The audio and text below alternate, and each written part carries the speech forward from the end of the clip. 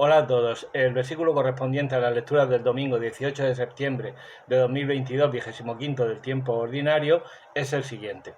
Ningún siervo puede servir a dos señores, porque o bien aborrecerá a uno y amará al otro, o bien se dedicará al primero y no hará caso del segundo. No podéis servir a Dios y al dinero. Lucas 16:13.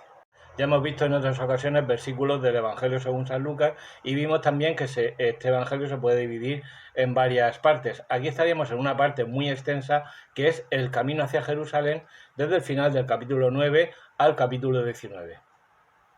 Nuestro versículo se repite literalmente o casi literalmente en Mateo 6:24 con una pequeña variante. En vez de decir, como en Lucas, ningún siervo, dice nadie, es más genérico. Por tanto, en cuanto a la cuestión de las fuentes de los evangelios sinópticos, ya vemos que este versículo, al repetirse también en Mateo, ha indicado a los especialistas que habría una fuente llamada Q, escrita de dichos de Jesús. Lo que pasa es que no se ha encontrado dicha fuente, no se ha encontrado dicho escrito. Bueno, y esta teoría tan generalizada de que los evangelios sinópticos son primero el de Marcos, a partir del de Marcos fueron escritos Mateo y Lucas, que tienen una fuente común, esta fuente Q, más fuentes independientes, cada uno de ellos, pues está un poco quedando. Te recomiendo los artículos de Daniel Iglesias en la página de Infocatólica, que recoge estudios que dicen, por ejemplo, que los evangelios son mucho más antiguos de lo que se pensaba hasta ahora. Por ejemplo, el Evangelio de Marcos se pensaba que era del año 60 o 65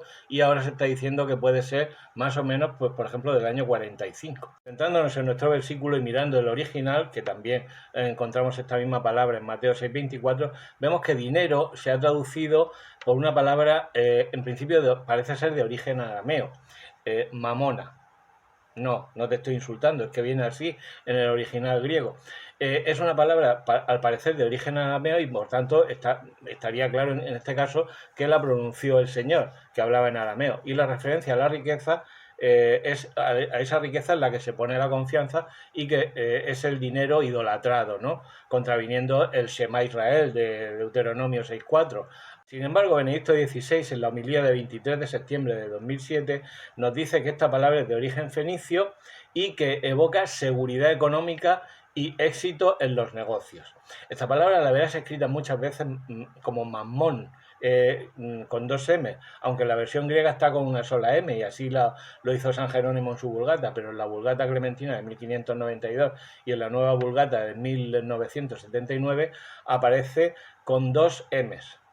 Porque esta palabra, mamón, se personificó en una especie de demonio o dios pagano. Así, por ejemplo, Pedro Lombardo o el propio Santo Tomás de Aquino. Y esta tradición literaria ha continuado durante los siglos. Por ejemplo, en The Fairy Queen de Edmund Spenser o incluso el poema A Roosevelt de Rubén Darío, que por supuesto te recomiendo que lo leas. Esta palabra mamón aparece en este versículo 13, pero también en los versículos 9 y 11. La traducción de la Conferencia Episcopal en el primer caso dice dinero de iniquidad.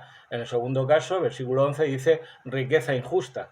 Pues, así pues, la palabra dinero, no podéis servir a dos señores, a Dios y al dinero, hay que entenderla en este sentido. No se refiere a toda clase de dinero, a toda clase de riqueza, sino a esa riqueza que se idolatra y que pasa a ocupar el primer lugar entre las prioridades de los hombres. De hecho, poco después el Señor cuenta la parábola del rico y el pobre Lázaro. El rico es condenado no porque sea rico, sino porque el pobre Lázaro estaba a su puerta esperando las migajas que caían de su mesa y ni siquiera eso le daba. El versículo 13 aparece también en uno de los evangelios apócrifos, el llamado Evangelio de Tomás, lo cual quiere decir que era un dicho de Jesús muy famoso y muy conocido.